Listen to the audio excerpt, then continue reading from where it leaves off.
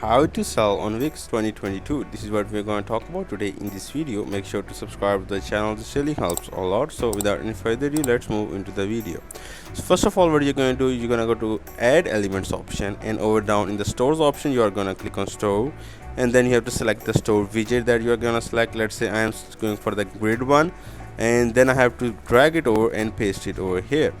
As I paste it over here, now I have to click on manage products. As I click on manage products option, now over here I have to go on add product option, and I can do a digital file or a physical one. I am going to do a digital file, and as I click on digital file, I have to upload my picture, enter my basic info and all of the value with the pricing and all of the other things. Then I have to save it.